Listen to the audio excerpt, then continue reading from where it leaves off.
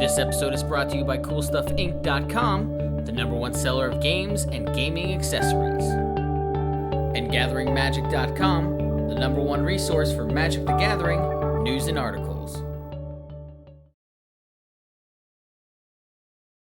I'm here to bring you a video breakdown this week, and what we're going to be talking about this week is Game 1 of the SCG Open Detroit Finals in Standard between Kevin Gerhardt and Brad Ayer. The matchup is Blue-White Delver versus Blue-Black Zombies, and I'm going to examine the tactical play of Kevin Gerhardt and to see some things that show up here. Brad is on a mull to 6, and Kevin has a fairly good opening of turn 1 Delver. It's worth noting that Brad kept a 1-land hand, but as far as the specific draws and whatnot are concerned, I'll talk about that more in terms of game analysis and where we go from there. So what happens here in the early turns of the game is that Brad doesn't have much pressure because he's digging for lands to cast his spells. And Kevin, on the other hand, has just kept a relatively defensive hand, and so thus isn't really doing anything after his Delver got killed. This hand would have been much, much stronger if the Delver had lived, but that's a moot point because the Delver wasn't going to live anyway. Because Brad kept a hand with his Singleton Tragic Slip, with a Singleton Tragic Slip and a Darkslick Shores to cast it. So what's going to happen here is two players are just basically going to sort of dirtle. Brad's third turn Gravecrawler here is slow, and it's important to note is that one of the key things in this matchup is the Delver player needs to be able to deal with the fact that Zombies can get ahead on the table, and Zombies is actually a deck with a substantial amount of reach. This Vapor Snag here is a play that I don't like. Adrian Sullivan and Patrick Chapin sort of talk about it, and I agree with it for the same reasons. We'll go into more detailed video analysis as to what I think Kevin is trying to do and how he can still better use his mana even trying to do what he wants to do. He has some mana problems here due to the fact that he only has a Glacial Fortress and that one of his lands is this Cavern of Souls, which he isn't doing anything with. But once again, we'll talk about his mana utilization and things he can do to improve.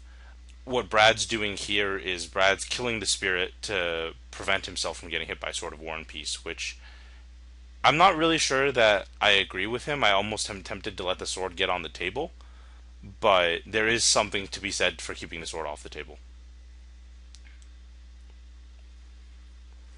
So what Brad is going to continue to do here is just slowly get on the table ahead of the Delver player and just try to deploy threats.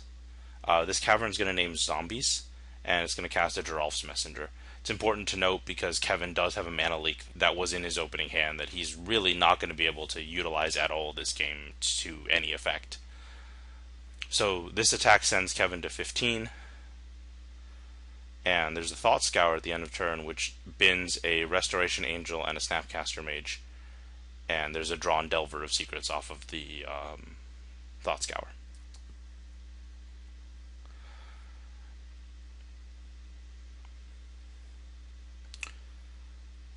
So you see here at the end of the turn, Kevin's still tanking, and he finally decides on playing Flashcoat Bear, once again to try to get in with the Sword of War and Peace if he rips a land. I think this is a really risky line and is unduly risky, especially against the slow draw that Brad has. Kevin's deck does give him a land, but it gives him Seachrome Coast, which doesn't allow him to do the play and equip sword thing. He also still, even in the event that he has an untapped land, leaves himself vulnerable to another Tragic Slip.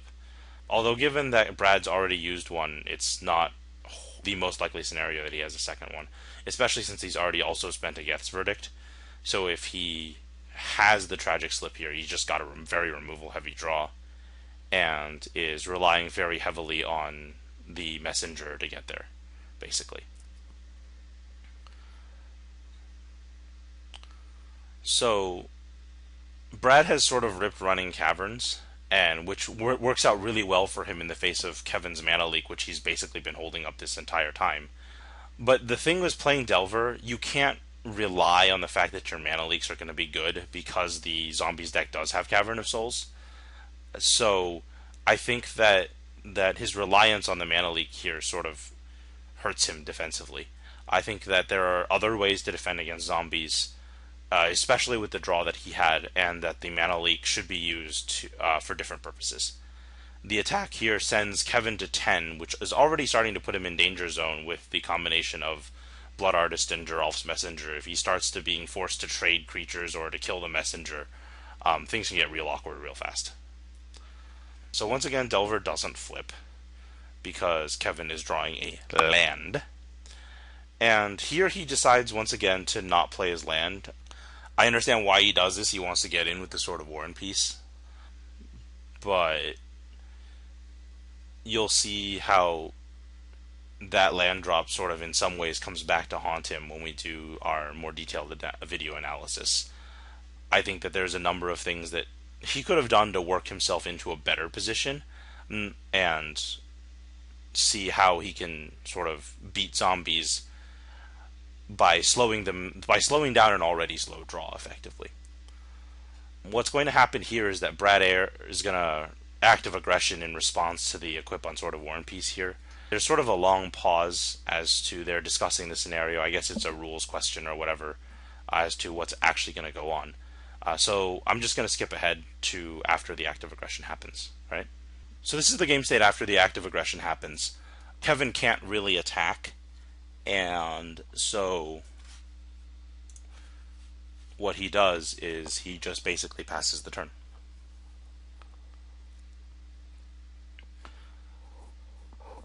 And the token comes back, sword stays unequipped.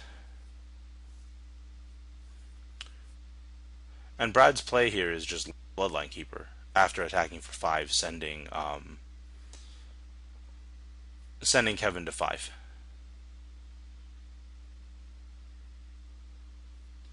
There's also, the final land in his hand, the final card in his hand, so that he doesn't take extra damage off of the Sword of War and Peace, which is definitely something that makes sense here.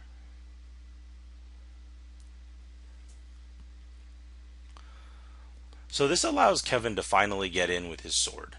It's going to get picked up on the Moorland Haunt token, and then the Bloodline Keeper is going to get Vapor Snagged, and Kevin's going to get in with his sword, dealing a bunch of damage to Brad, sending him to a very low life total, and sending Kevin up to 8.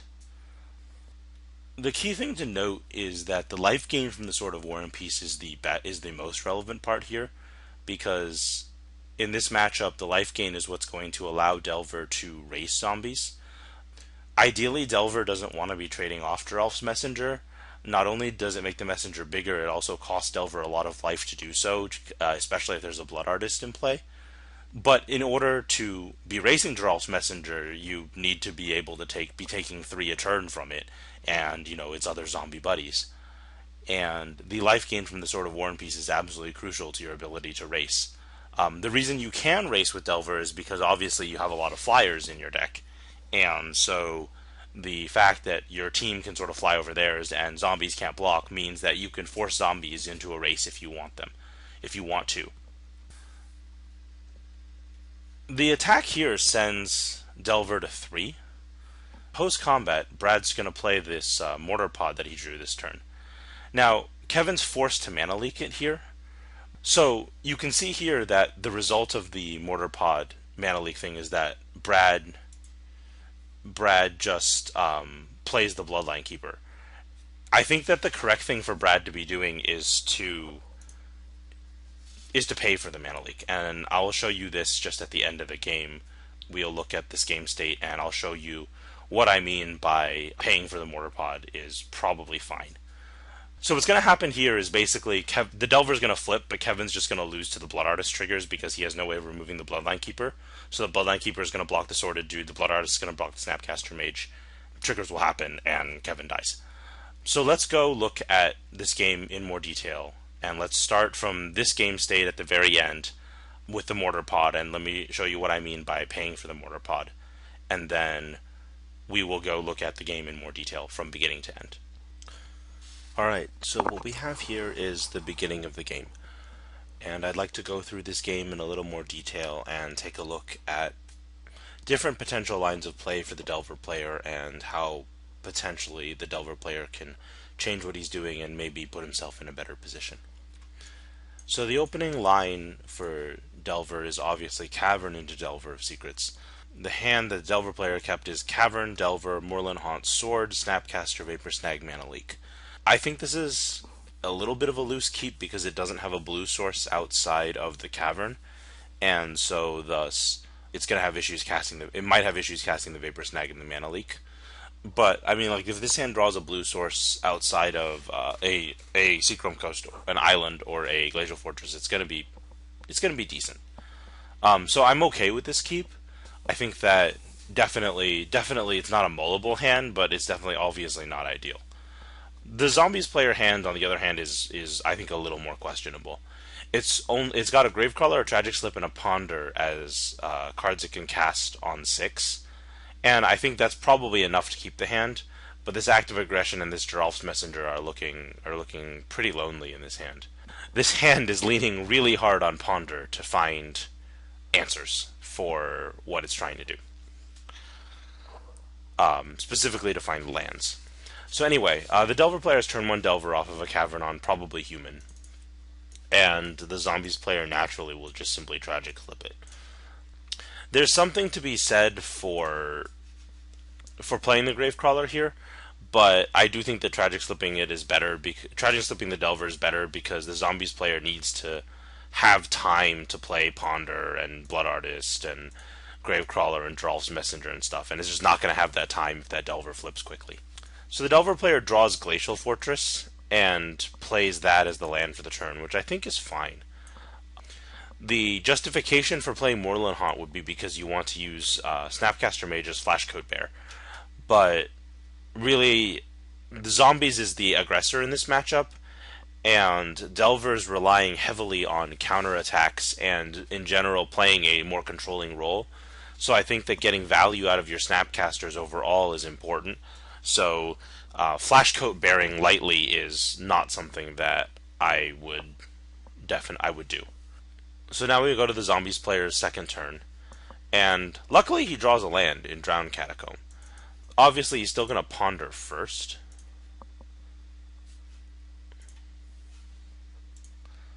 And look at the top 3 cards of his library. He's going to see Drowned Catacomb, Guess Verdict, and Bloodline Keeper, and just keep them. And, like, I don't actually remember the order formally, but that's the order that he'll put them in. And draw the Drowned Catacomb. And then play Drowned Catacomb and not do anything.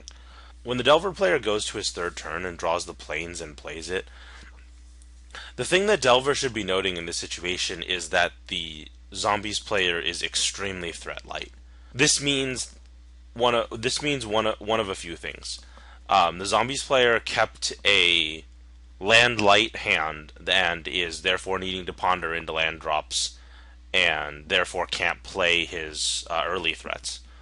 Or he kept a hand that has a little more removal and things like Blood Artist and Geralf's Messenger and Bloodline Keeper, as opposed to things like Diregraph Ghoul and Gravecrawler early pressure. And so in the face of a slower hand, I think that the Delver player's choice to leave up Mana Leak here is legitimate.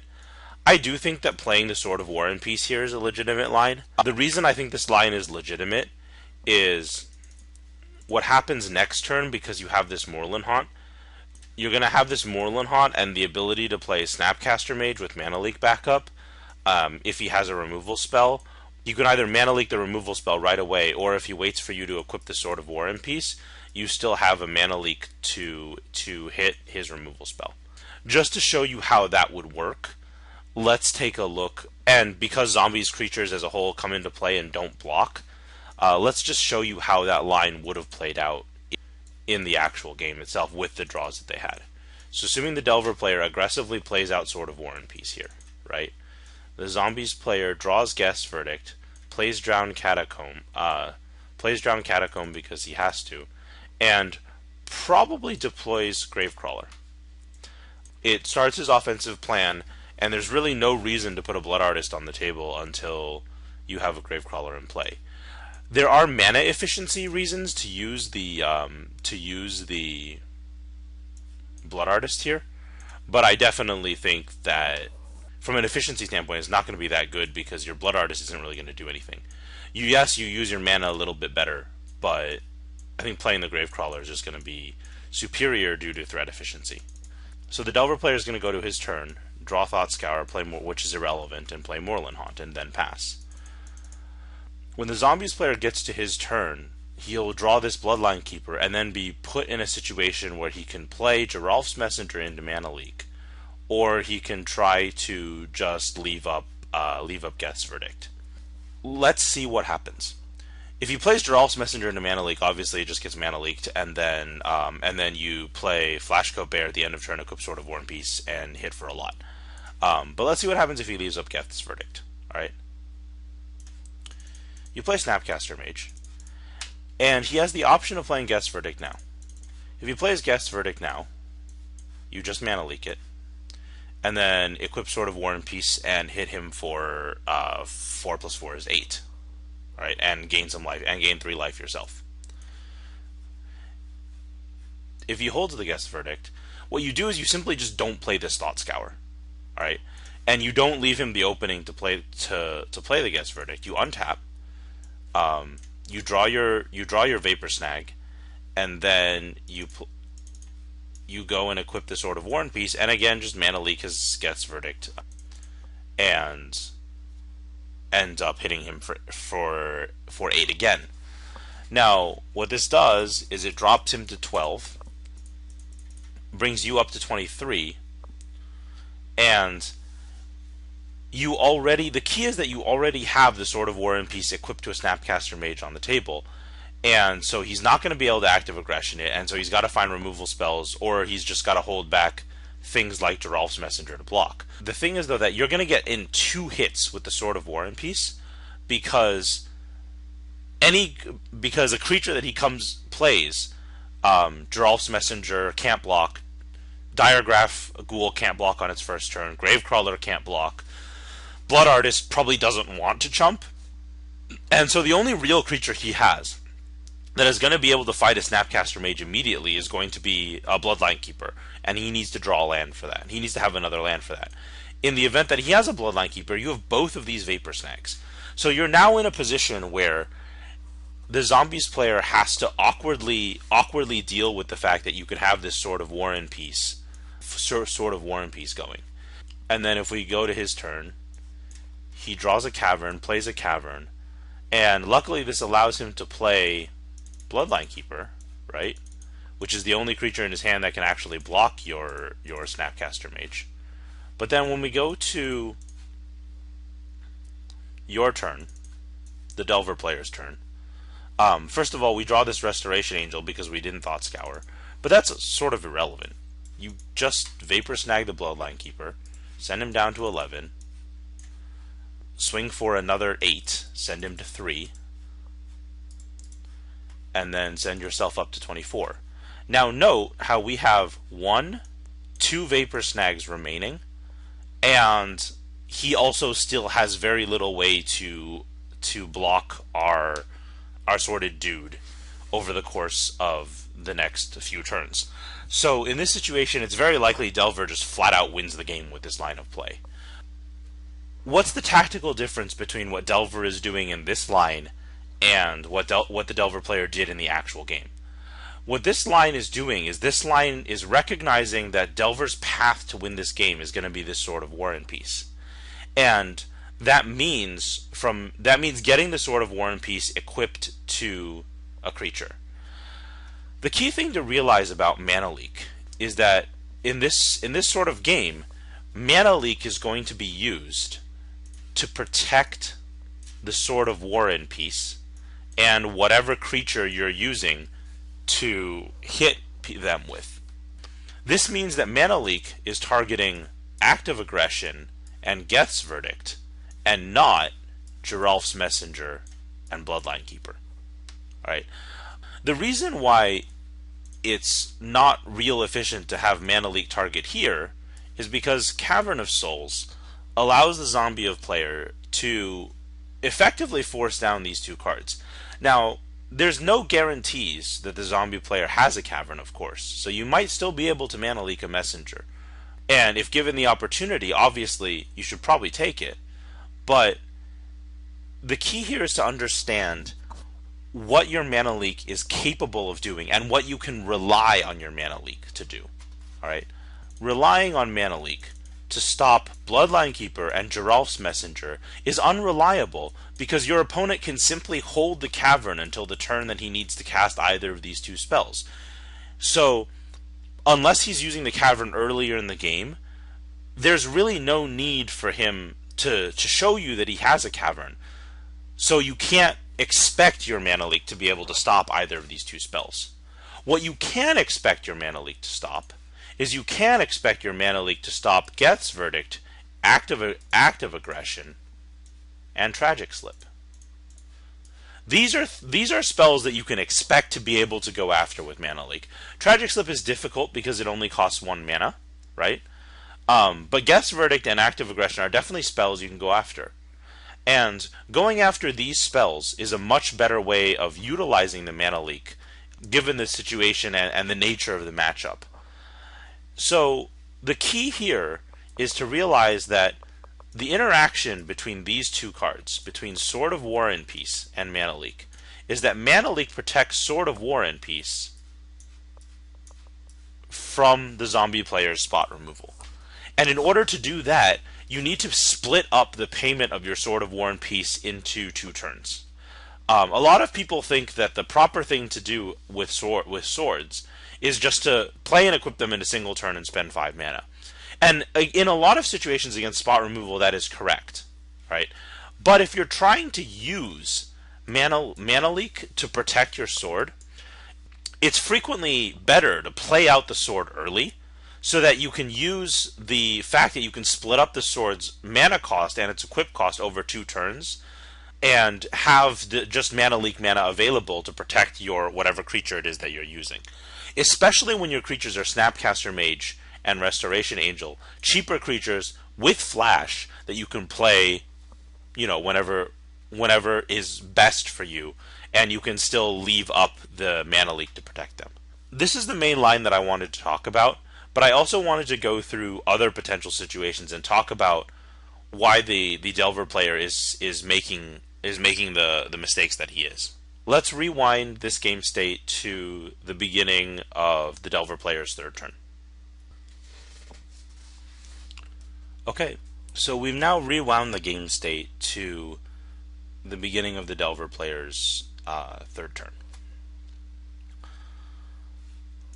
Delver has just drawn Plains and is going to play Plains to sort of move forward. So now let's assume that we agree with the Delver player and we don't want to deploy the Sword of War and Peace early. I think deploying the Sword of War and Peace early is correct because I just demonstrated that your path to victory this game is going to be a equipped sword, and because zombies creatures are so bad at blocking, you can rely on the combination of Mana Leak and Snapcaster Mage plus this Moorland Haunt and the Vapor Snag you already have in your hand to push through hits with Sword of War and Peace and put the zombies player under a lot of pressure. But let's take a look at what happens if you play under the assumption that you should be leaving up Mana Leak to try to get his Geralf's Messengers and whatnot. So what happens here is we go to the zombies player's turn, he draws Geth's Verdict, he plays Drowned Catacomb, and plays a Gravecrawler. Now, in the actual game, sorry, I forgot to reset the life totals. I'm going to do that. So in the actual game, the Delver player plays Vapor Snag on the Gravecrawler.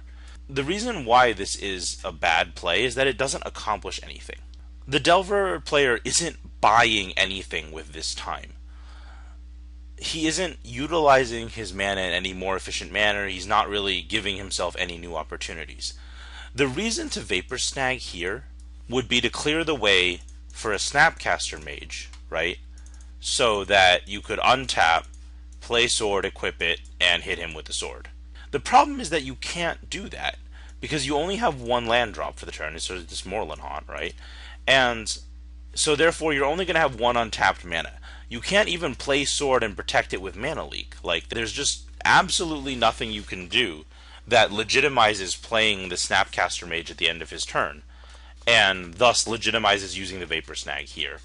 The only real reason to use the Vapor Snag here is because you don't want to take a hit from the Gravecrawler, and you're at 20 life. I mean, I feel like getting better usage of your resources is a much better way of utilizing your cards and playing Delver than just simply Vapor Snagging this Gravecrawler on instinct. What happens if we go to the Delver player's next turn? Assume he doesn't Vapor Snag the Gravecrawler, because that's clearly just I think a suboptimal play.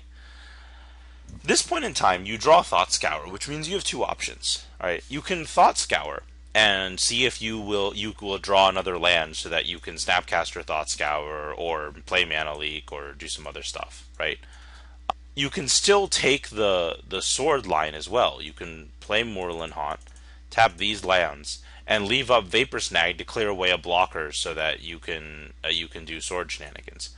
I think that taking the sword line here is in a lot of ways similar to taking the sword line the previous turn, only you are doing it a turn later. And I don't really see the benefit for doing it. If you were going to take the aggressively play sword line, I think taking it last turn makes the most sense, because your opponent has very little time to deploy threats that you just can't Vapor Snag away and then ensure that you get a couple hits in with your sword. I think that's the definite better way to do it. So in this situation, if I were playing conservatively and trying to get the Sword of War and Peace together, just on one turn, to play and equip together, I would be looking for an opportunity to play either Thought Scour or Vapor Snag at the end of his turn, right? So thus, we simply pass the turn with everything untapped and allow the Zombies player to go to his turn. So let's take a look at what happens if he's just allowed to attack with the Gravecrawler. Delver gets hit for 2 and goes to 18. Not a, world-ending result. Now the Zombies player has 3 options. Clearly the Delver player has Mana Leak up, so we have to take that into consideration. So he can play Blood Artist, Geralf's Messenger, or leave up Guess Verdict. And I think that, as a whole, any of these options is legitimate, but Zombies as a deck needs to apply pressure, and so I think that playing either the Blood Artist or the Geralf's Messenger is better. Given the consideration of Mana Leak, I'd probably lead with the Blood Artist, although at this point in time you may just be far enough behind that you need to just attempt to resolve the Messenger and pray to God it resolves. I actually am not really sure it makes a huge difference either way. The key being here is that you're looking for, as the Delver player, an opportunity to once again force through a hit on your Sword of War and Peace. So I think that if I saw Blood Artist from the Zombies player as the Delver player, I would allow it to resolve. If I saw Geralf's Messenger, I'd probably counter it. So let's go through both of these lines. All right. Blood Artist will be allowed to resolve and draw a Thought Scour, which will hit Vapor Snag and Restoration Angel, and then draw Snapcaster Mage. And then we go to the Delver player's turn. The key here is that because you're looking to force through a sword hit, you're not going to play the Snapcaster Mage immediately, due to the fact that you could easily use a combination of Vapor Snag and Snapcaster Mage to allow yourself to push through a sword hit. The draw is going to be Delver of Secrets. And in this situation, I think that you either play the Delver, or you simply, consistent with what you're doing, leave up mana so that you can utilize your spells at end of turn. Once again, we pass the turn with all this mana left up and the ability to Moorland Haunt. We go back to the Zombies player's turn. He draws Cavern. Cavern comes down, and we have a Messenger, sending us to 16 plus an attack to 14. In this situation, once again, you have 2 options: Snapcaster Thought Scour, or Snapcaster or Vapor Snag plus Snapcaster Mage. once again, Snapcaster Thought Scour makes the most sense. So we Snapcaster Thought Scour, hit Seachrome Coast, Glacial Fortress, and draw Glacial Fortress. See, now we're in business, right? So you untap, draw, play Glacial Fortress, and now if you play an equipped sword, you attack him, and he has two options. He can take a hit from the sword, or he can chump with Blood Artist. If he chumps with Blood Artist, your Blood Artist is off the table. If he takes a hit from the sword, you've managed to gain 5 life, go up to 19. And yeah, sure, you'll lose the Snapcaster Mage to Geth's Verdict, but you continue to have a Delver of Secrets and a Snapcaster Mage, plus this Moorland Haunt with 2 creatures, with actually now in this case 3 creatures in your graveyard, because the Snapcaster Mage will be dead, to continue to use to play this to hit with the Sword of War and Peace. As long as you keep your hand size high and you utilize the Mana Leak and these Vapor Snag judiciously, I think it'll be reasonably easy for you to keep pressure off the table. Remember, you have this Snapcaster Mage as well as a Vapor Snag, and so you have effectively 2 Vapor Snags to deny him attacks. This means sometimes this might mean bouncing Geralf's Messenger, sometimes it means bouncing Gravecrawler, sometimes it means bouncing Bloodline Keeper. But the key here is to remember that your Vapor Snags are well capable of relieving pressure and dealing damage to your opponent. Now, why bounce Geralf's Messenger, you ask? Well, if you bounce a Geralf's Messenger, not only do you deal your opponent 1 damage, but you effectively save yourself 1 damage as well. If you weren't going to be blocking the Messenger in the first place, the Messenger is going to deal you 3 by attacking. So if you let it deal 2 coming back down, you've effectively saved yourself a damage while making your opponent spend 3 more mana. The key thing to remember is that as long as your opponent is redeploying threats, the mana that he spends on a threat that he has to redeploy delays every subsequent threat as well. Consider that if he has to spend 3 mana, let's just say in this situation you somehow had enough mana to Mana Leak his Geralf's Messenger. Not to Mana Leak, to Vapor Snag his Geralf's Messenger. If he spends 3 mana on his next turn redeploying this Geralf's Messenger, that means he's not deploying this Bloodline Keeper. Alright? That means this Bloodline Keeper is a turn later. And that sort of tempo control and consideration is exactly what Delver preys on. This is exactly why Vapor Snag is so strong in Delver. What the Delver player is doing is he's delaying the opponent's game plan, deployment of resources, long enough to force through damage to win the game. Whether it's by attacking with Snapcaster Mage, Delver of Secrets, Restoration Angel, or whether it's by attacking with Sword of War and Peace. Whether it's attacking through Moorland Haunt, it doesn't matter. It's all about controlling your opponent's the deployment of your opponent's resources. By Vapor Snagging Geralf's Messenger, what you're doing is you're forcing your opponent to spend the 3 mana to replay the Geralf's Messenger, and that's mana he can't spend on Bloodline Keeper. That's mana he can't spend on Active Aggression. That's mana he can't spend on Geth's Verdict. It pushes all of that back in time. And so that's what the function of a Vapor Snag on a card like Geralf's Messenger is going to be. And I think that in this situation, it will probably end up being a valid play, in that you're just going to, at some point in time when he attacks with the Geralf's Messenger, next turn or 2 turns down the road, you're going to Vapor Snag it, and then that's going to allow you the time to, for example, make a Moorland Haunt token, and then you're going to end step Moorland Haunt, and then you're going to untap, equip the sword, maybe Mana Leak his Active Aggression, and attack with the sword, while having Vapor Snag up the next turn, or Mana Leak up, or Snapcaster plus Vapor Snag, or something along those lines, right? Depending on what lands you draw. There's a lot of potential here to play out this line and still do well. The key to remember is also that through Vapor Snag, you're not triggering Blood Artist, so your Zombies player isn't gaining a whole ton of life. So in this situation, if you just simply allow yourself to run out the Sword of War and Peace and the Snapcaster Mage combination earlier, I feel like you end up establishing yourself in a much stronger position. So now let's go back and look at further down Kevin's actual playline and continue to examine some of the things that go wrong for him in this situation. So let's rewind to the point after he utilizes the Vapor Snag on the Gravecrawler, and then just plays the Moorland Haunt and passes the turn.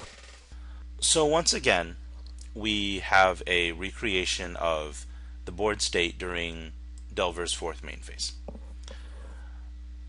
Here, the Delver player, Kevin, once again has the option of casting Sword of War and Peace early in order to, once again, get his Snapcaster mana leak on. But, like I said, if he was planning on doing this line, it would have been better to take it last turn, because this turn he can leave up Snapcaster mana leak and thereby get his sword hits in a turn earlier. So what he's really doing in this line is he's continuing to leave up mana leak, and hopefully also maybe potentially get some value out of Snapcaster Vapor Snag. So during Zombie's next turn, Zombies draws Bloodline Keeper, and therefore is just going to replay the Gravecrawler and leave up Geth's Verdict.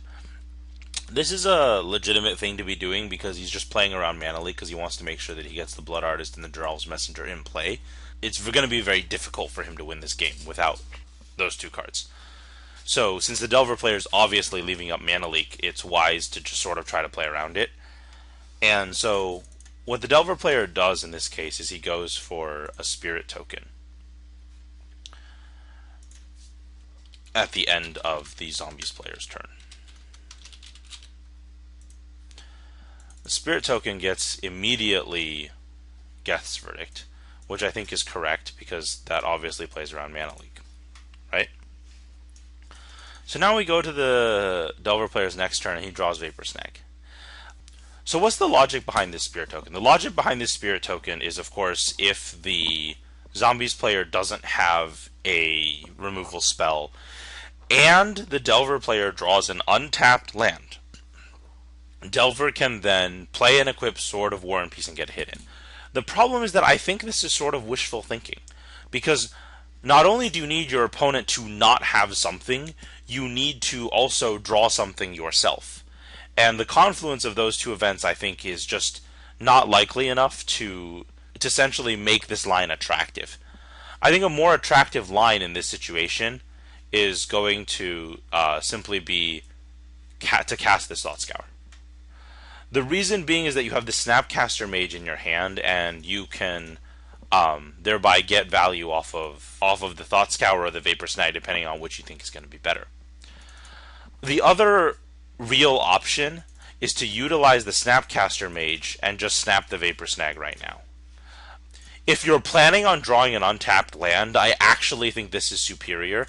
It accomplishes the same objective of putting a creature in play, but it also clears away his pressure for future turns by putting the Gravecrawler back in his hand and forcing him to reinvest his resources. So, I actually think just utilizing the Moorland Haunt there is the bad way of going about it. Regardless of what's going to happen, the Snapcaster Mage would get Geth's Verdict as well, but at least what this allows you to do is this allows you to take that line, take that like sort of chancy line of I'm going to draw an untapped land and hit you a Sword of War and Peace, and do it in such a manner that gets better value out of your cards in general, right? But what he does, nonetheless, is make his Moorland Haunt token. So now we go to the next turn, and he draws Vapor Snag, and the token's dead. What is Delver to do in this situation? I mean, essentially we have the exact same situation as last turn, only Zombies now has a Gravecrawler in play. When we go back to this Vapor Snag a couple turns ago, right? What did this Vapor Snag accomplish? It didn't accomplish anything. Zombie still has his Gravecrawler in play, and we're still no closer to getting our sword-equipped dude swinging into the red zone, right? And this problem continues to be compounded by the fact that now Zombies draws Cavern and is able to force down a Dralf's Messenger. Alright. So at the end of turn, dutifully, Thought Scour is cast, bidding Restoration, Angel, and Snapcaster Mage. And I don't really have a problem with this Thought Scour. I think it's right. But I also think that it's just in general an inefficient use of mana. Like, look, there's this 3 mana, this Cavern of Souls, Plains, and Moorland Haunt that's been left up for 2 turns in a row that's accomplished absolutely nothing. In this situation, the Delver player once again decides to go for Flashcoat Bear and basically attempt to once again do the Sword of War and Peace thing. He draws Seachrome Coast and thus can play a land but can't get his sword on, so he just attacks with Snapcaster Mage. So what we're running into here is we're running into the exact same situation where the Delver player is trying to establish Sword of War and Peace, but because he's thinking of Sword of War and Peace as a 5-mana spell, he's making it more difficult for himself. So what the Delver player actually does here is simply cast Delver of Secrets and pass intending to make a Moorland Haunt token, which is a legitimate line of play given what's going on. We go to the Zombies player's turn, right?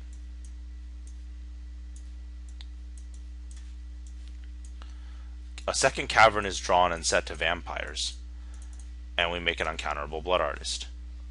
Dutifully, the Delver player makes a Spirit at the end of his turn, untaps, draws, and now we're in a situation where the Zombies player only has 2 cards left in hand, and we sort of just have to go for it now. With the Dral's Messenger on the table, you're already sort of far behind, and there isn't a lot you can do.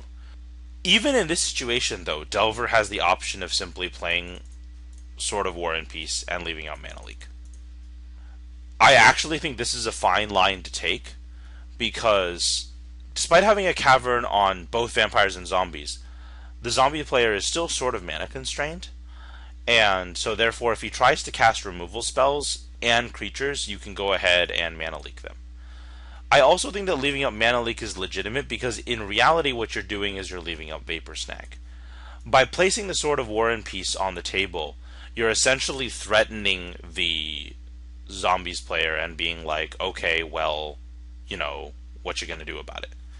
And in this position, if you play the Sword of War and Peace, the Zombies player really doesn't have that great of a recourse. Sorry, he's actually at 17. Let's see what happens if you play Sword of War and Peace and simply leave a Mana Leak. This allows you to get in with all of these guys because he's not going to try to active aggression you, because once again it's just going to run into Mana Leak. So he'll take 4 and go to 13. Then he'll untap, draw his card, which will be a Drowned Catacomb. But once again we don't know this. You expect to take 5 and go to 10, right? And then he's actually just simply likely to play Bloodline Keeper, right? In this situation, since you can't Mana Leak it, you have to let it resolve. But what you can do is you can Vapor Snag it, right? That drops him to 12, puts your Vapor Snag in your yard, puts this in your hand, and then allows you to untap.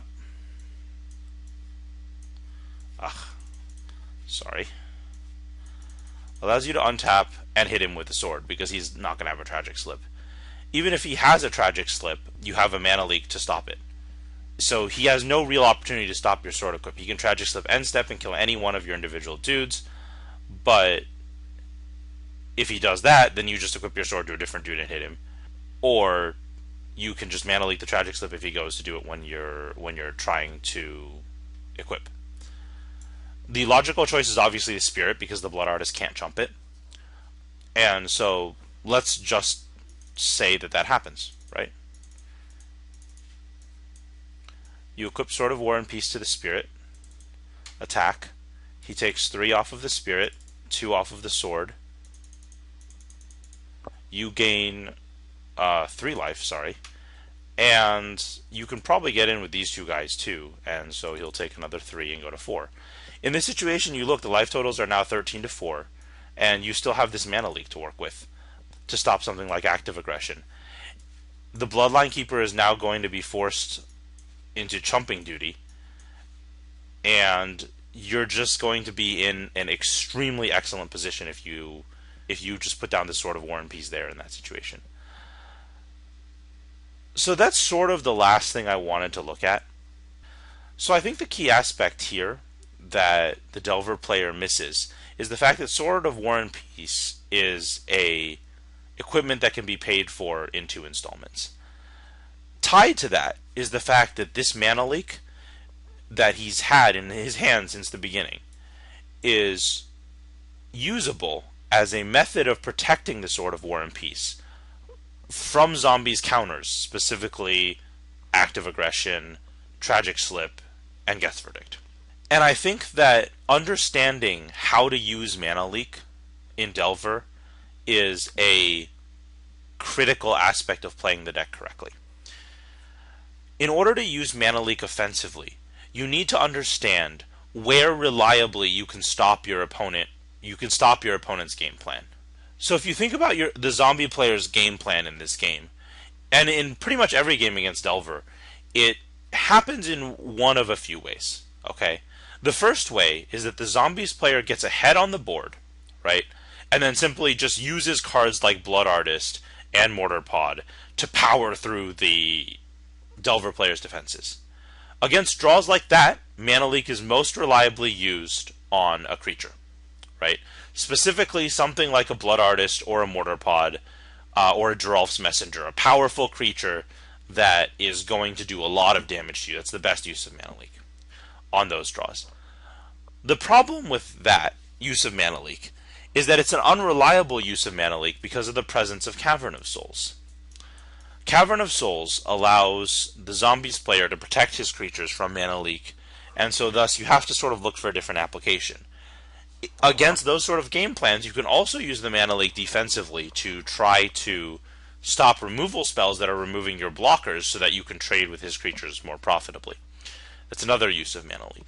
But it's evident from the game that we had and from the draw that the zombies player had that the zombies player wasn't on that plan. He couldn't get ahead of you real quickly by playing 1,000,000 1-drops and then just starting to put pressure on you that way. So, what was the zombies player's game plan in this situation? The zombies player's game plan was going to be to try to grind you out with Geralf's Messenger, Gravecrawler, and Blood Artist. Those three cards were going to be key to the zombies player's ability to grind you out. In a grinding sort of match, Delver's much more suited to fight because it can use its Mana Leak offensively. How, do you ask? Well, if the zombies player is trying to grind you out, that means he also needs to defend against whatever you're doing, because you have this Sword of War and Peace. Sword of War and Peace is a very strong threat, and needs to be defended against if Zombies is planning on playing a longer game. And what is Zombies doing to defend against Sword of War and Peace? They're doing active aggression, Guess Verdict, and Tragic Slip. That's it. That's all Zombies has.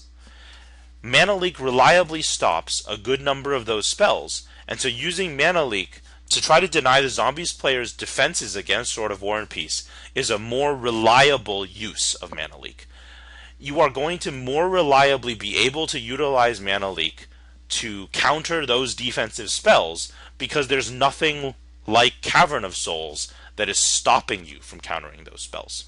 The key thing to think about when playing Delver from an offensive standpoint is, what am I doing with my Mana Leak? What is my function of my Mana Leak? And the primary mistake that Kevin makes is that he incorrectly identifies the function of his Mana Leak, and it causes him to misplay Sword of War and Peace, which is his method to winning this game. What he's trying to do is he's trying to use Mana Leak against these cards when he should be using Mana Leak against these cards. I think that if you're going to play Delver, you should definitely be constantly evaluating, what should I be using my Mana Leak for? When playing decks like Delver, this is the key thing. Your cards have to all work in concert, and therefore you can't have a piece of your puzzle sit there and really not do what it's designed to do. This is what happens to Kevin in this game, is that he allows his Mana Leak to sit there and he just doesn't really utilize it, and that's what ends up really costing him the game. If he had been able to place his Mana Leak properly, I think he had many opportunities to win this game, as I demonstrated. So I hope you enjoyed this more in-depth look at Delver and what the deck is capable of, the thought that goes into playing the deck, and sort of the way that the entire deck comes together and forces you to utilize your resources along a single game plan, and can really punish you for not following this sort of idea. Hopefully next week I will have some videos up of me playing Delver. I'm attempting to borrow the deck, and if I'm successful, I'll play it. Will have played it over the weekend that GP Atlanta is taking place, and you'll see some videos on Delver next week analyzing games that I feel are interesting, whether or not I win or lose them, or whether or not I make any mistakes. Once again, hopefully you enjoyed this look at Delver, and hopefully I'll have another look at the deck next week, given that it is the defining deck of our metagame. Alright, well that's all for this week. Goodbye.